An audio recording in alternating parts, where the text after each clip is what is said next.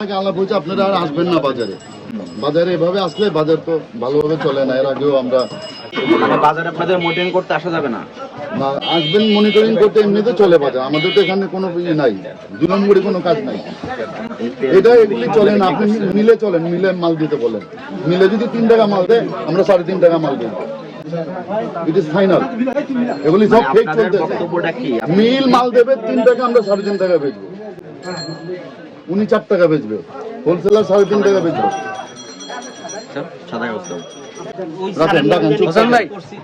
চুপ থাকেন, কথা কম বলেন। সব 2 নম্বরই চলতেছে বাংলাদেশে। দিলে আমাদের এখানে এরকম ঝামেলা হয় না, আপনাদের আসতে হয় না কষ্ট করে। মিল ছিঁড়ে তো কোনো ঝামেলাই তো নাই। ঝামেলা এই বেশি নাই, বরং মিল থেকে আমরা নিয়ে লস করে মাল বেচতে হয় না। মিল থেকে নিয়ে লস করে মাল বিক্রি করতেছে। ফারুক আহমেদ।